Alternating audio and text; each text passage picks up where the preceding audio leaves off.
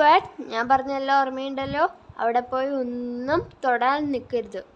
ശരി അമ്മേ. വരൂ, പോവാം. ആ പാച്ചോ, വരൂ വരൂ വരൂ. Hello aunty. എന്നാ പിന്നെ പാച്ചും മോളും അകത്തേക്ക് പോയി കളിക്കട്ടെ. അപ്പോൾ നമുക്ക് സംസാരിക്കാമല്ലേ പാച്ചിൻ്റെ മദറ്?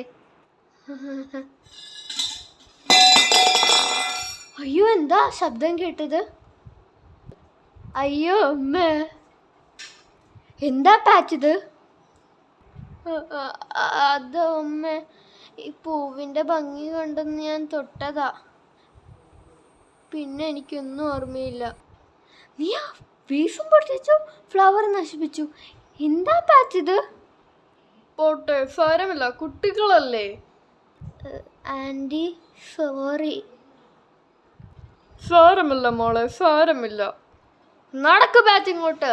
പറഞ്ഞിട്ടാ ഞാൻ കൊണ്ടുപോയത്. അമ്മക്ക് എന്താ? ആൻറ്റി പറഞ്ഞില്ലേ സാരമില്ലെന്ന്? ഞാൻ മനഃപൂർവ്വം അല്ലല്ലോ. അവർക്ക് പിന്നെ അങ്ങനെയല്ലേ പറയാൻ പറ്റൂ. ഞാൻ വരൂല, ഇനി വരൂല അമ്മേൻ്റെ ഒപ്പം കൂടെ. The next day. ഇന്ന് സോയൻ്റെ വീട്ടിൽ പോയി കളിക്കാം.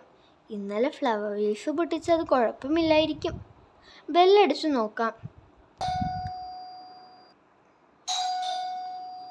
ദേ സോയ, ആ പാച്ചാണെങ്കിൽ വാതിൽ തുറന്നു പോരുത്. ആ കുരുത്തം കെട്ട കൊച്ചാ എൻ്റെ ഫേവറേറ്റ് ഫ്ലവർ വേസ് പൊട്ടിച്ചത്. എന്നെ പറ്റിയല്ലേ ഇപ്പം പറഞ്ഞത്? അപ്പം ഇന്നലെ കുഴപ്പമില്ലെന്ന് പറഞ്ഞതോ? അമ്മ പറഞ്ഞത് എത്ര ശരിയായിരുന്നു. തൊട്ട് നോക്കതേ. ആ ഫ്രണ്ടും പോയി. ഇനി മിന്നുവിൻ്റെ ഒപ്പം പോയി കളിക്കാം. ഹേ കൂട്ടുകാരെ, എവിടെ പോയാലും ബിഹേവ് യുവർ സെൽഫ്, ഇല്ലെങ്കിൽ നിങ്ങൾക്കും ഇങ്ങനെയായിരിക്കും.